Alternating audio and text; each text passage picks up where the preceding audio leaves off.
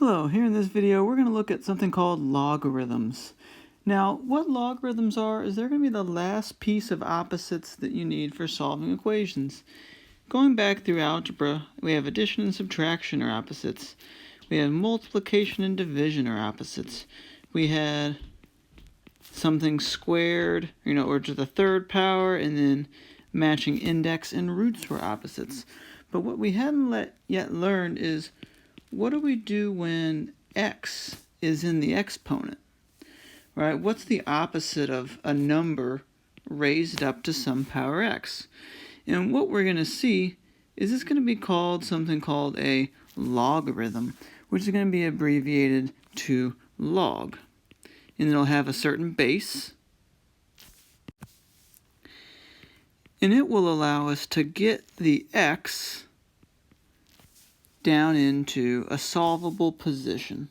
And we're going to learn more about this here in a second, but what you need to know up to this point is that logarithms, which is what we're looking at today, are going to be the opposites of x in the exponent area. Logarithms will help us solve for the x when x is in the exponent. So here's this. This is log base b of x is equal to y. And this is called read log base b of x. So essentially what's going to be going on is this. We know that they're opposites, so it's saying, in other words, y is the exponent that b must be raised to get x. And when you see it written out in words, it might be a little confusing, but here's what it's saying. Log base b of x equals y is actually just this. This whole log base b of x situation is asking my base raised to what number gives me that x. And you still are probably confused, but we're going to get some practice on switching things back and forth between logarithmic form and exponent form.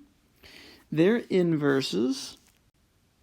Logarithms and exponential functions are inverses. We covered that up here.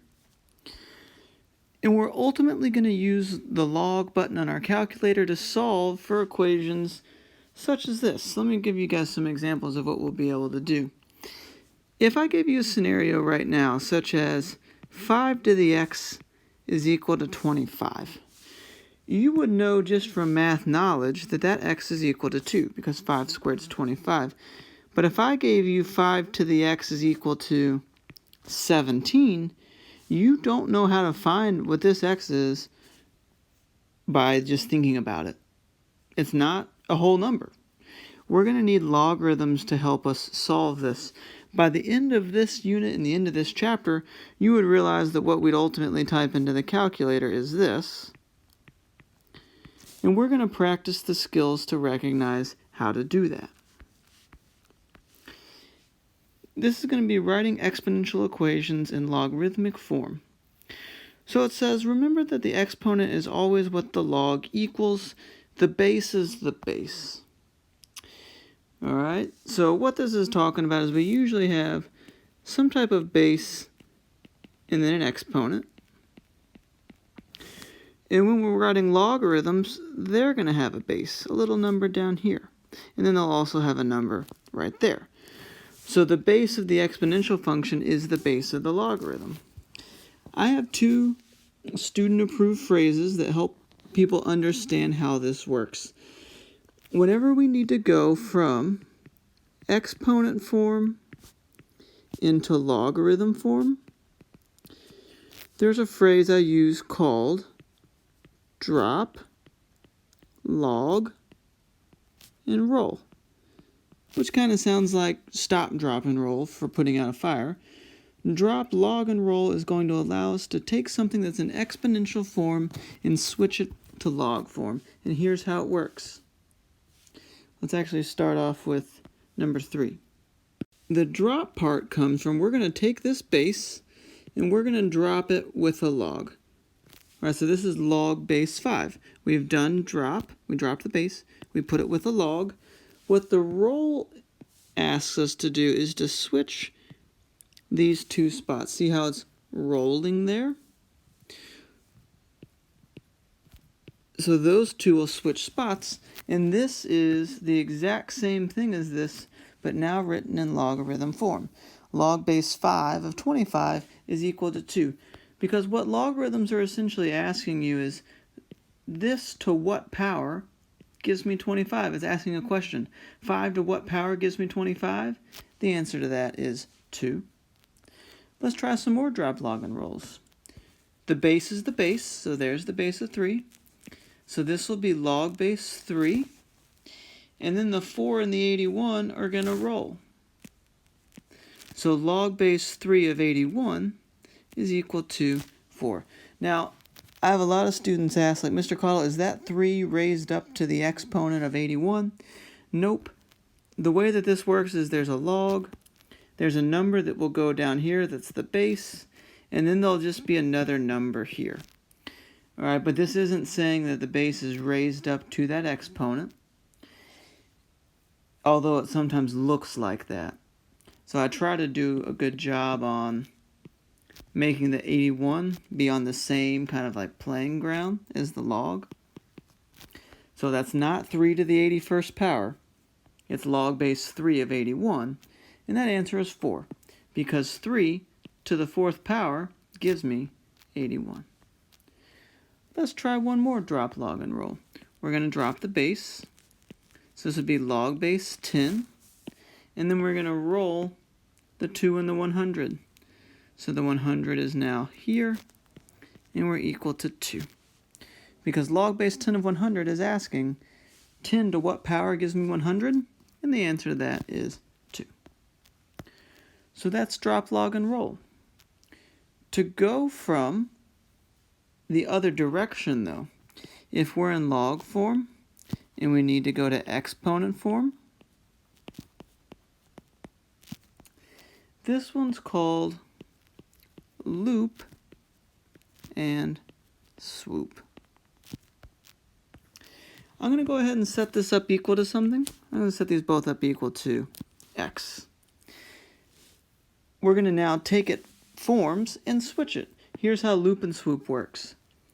We're going to start with the base. The base is the key for all of these. And we're going to loop this answer and set it equal to 32. So log base 8 of 32 is really asking 8 to the x is equal to 32. Now, we don't yet know how to find the answer to that. We'll learn that later in the chapter, but we did switch it forms. Let's switch this one forms.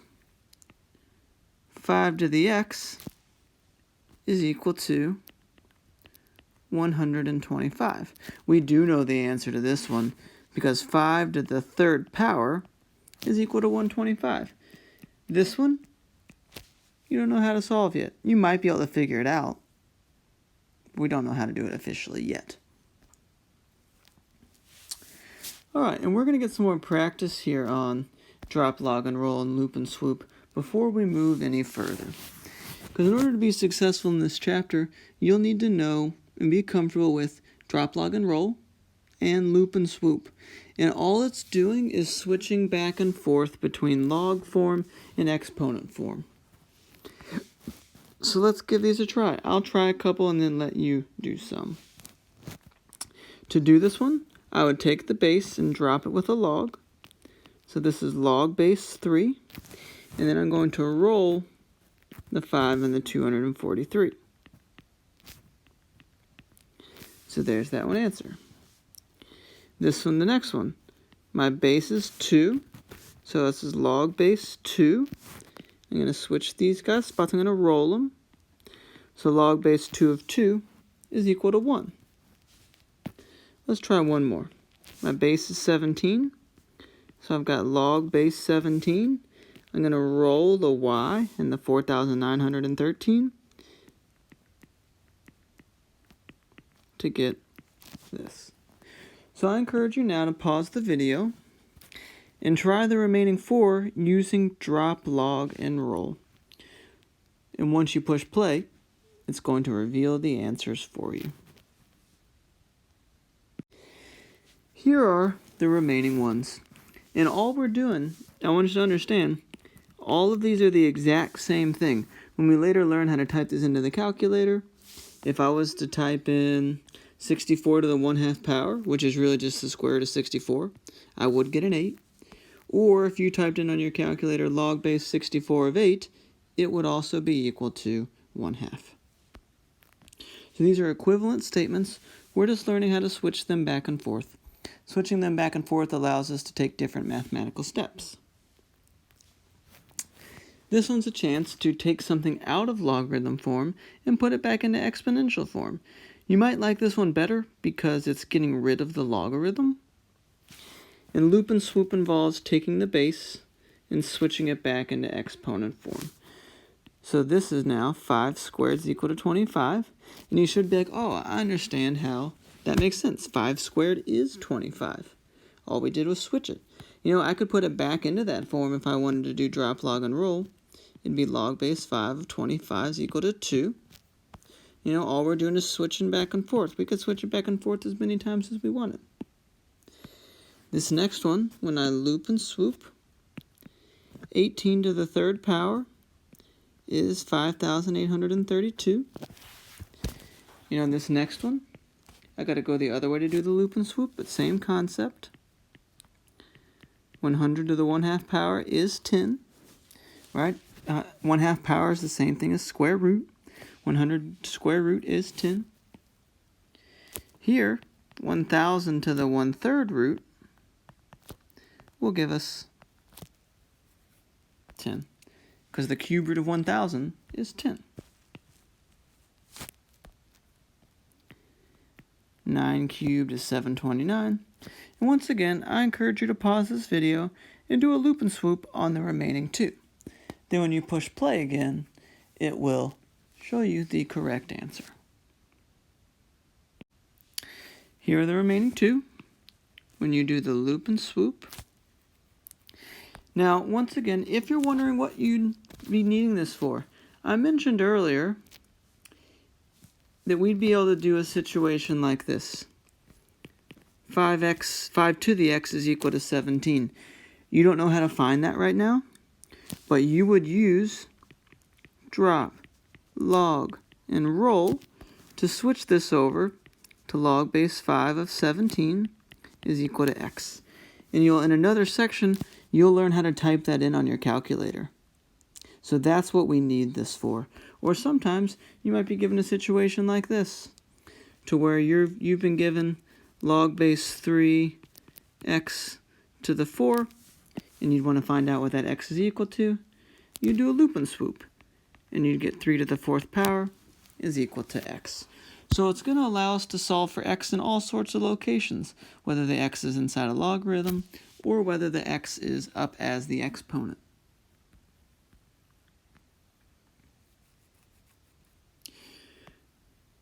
To end this video, let's talk about what we use logarithms for. The most common logarithm base is base 10. So you could see this written out as log base 10 of x, or simply log invisible 10 of x. If you ever see a log and it doesn't have a base with it, that means it is base 10. It's similar to how if you just saw a radical sign, it was the same thing as an invisible 2. Alright, so logarithms are used to make certain scales. We use logarithms to talk about earthquakes, sound decibels, pH scales. Because you might be familiar with earthquakes and how they're on a scale of 0 to 10. But this scale is what's called logarithmic. So what we're going to look at is how much bigger or how much stronger is a magnitude 8 earthquake than a magnitude 7. It's not just one mark higher. And what we're going to learn is that on an earthquake scale, that the difference between 7 to 6 and the difference between 7 to 8 are different. All right? And what this actually is asking us to think back to our exponential growth. Exponential growth started off small and then grew large very quickly. What we're going to see is that exponential and logarithmic functions are inverses. So we're going to make a quick graph of a logarithmic function to help us understand earthquakes and their scale. To do this, I'm going to have us graph this. Let's have us graph y is equal to 10 to the x. All right, and what this would look like from a table perspective is this. We would have -2, -1, 0, 1, and 2. When I plug in -2, 10 to the -2 power is really 1 over 100. This one would be 1 over 10. 10 to the 0 power is 1. 10 to the first power is 10. 10 squared is 100. And we graphed a lot of these in the previous sections. Exponential growth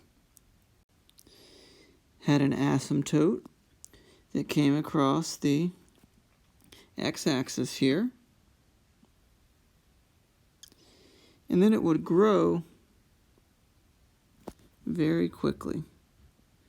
So this one's off the page after, just 1, because by the next time this point's all the way up there, the next point's all the way up there at 100. Now, we also learned that when we graph inverses, that inverses are reflected across the line, y is equal to x, and that we could make an inverse table by simply switching the x's and the y's. So what I'm going to make a table here for is log base 10 of x is equal to y. And in order to make this, I'm just going to simply take this table and flip-flop the x and the y. And this is what we did in the previous sections.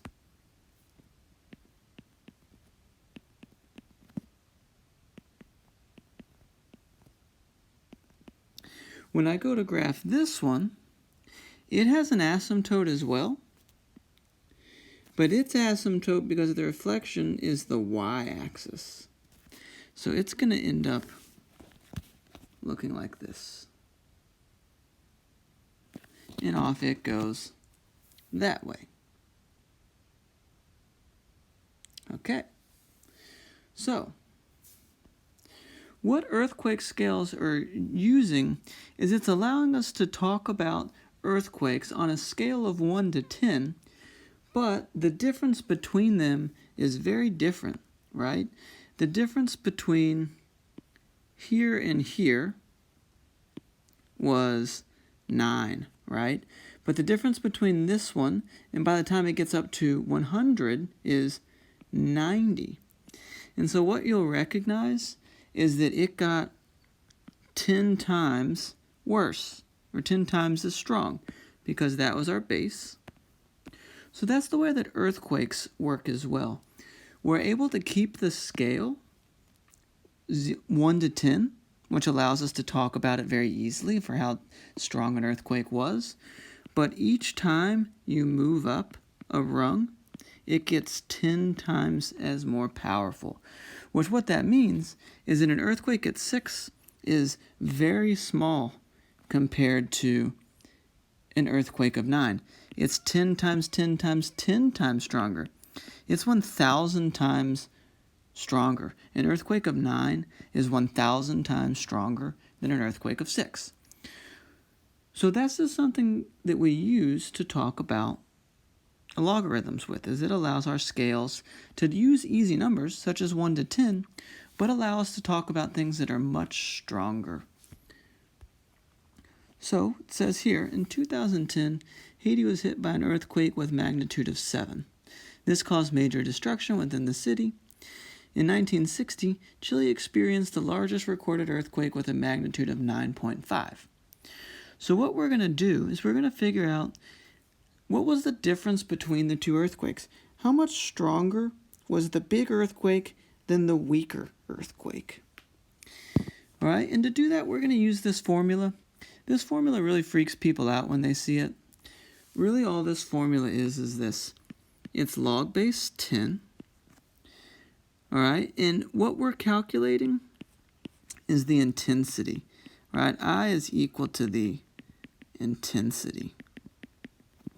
All right, and the intensity is found by taking the big earthquake and subtracting the small earthquake. So what we're going to do is we have log base 10. We're looking for the difference in the intensity, right? How much bigger was the earthquake in Chile? That's the I. So to find that, we're going to take, well, the Chile earthquake was 9.5. The Haiti earthquake was 7. So we have log base 10. Intensity is equal to 2.5. And we're going to do a loop and swoop here. So 10 to the 2.5 power is equal to I. And if you type in on your calculator 10 to the 2.5 power, you would find out that the intensity is 316.2. So what that means is that in Haiti, we had an earthquake. Sorry, let me spell this correctly. In Haiti, we had an earthquake of magnitude 7. In Chile, we had an earthquake of magnitude 9.5. Both of them were on a scale of 1 to 10, but this is called logarithmic scale, to where we can use easy numbers from 1 to 10, but the differences are actually quite vast, because this earthquake here was 316.2 times stronger than this earthquake. And logarithmic scales allow us to talk about ginormous numbers while still keeping things on a really easy 0 to 10 scale. All right, and this all goes back to the fact that logarithms, which we'll learn more about graphing, are really talking about exponential growth, which, as we know, starts off small and then gets very large very fast.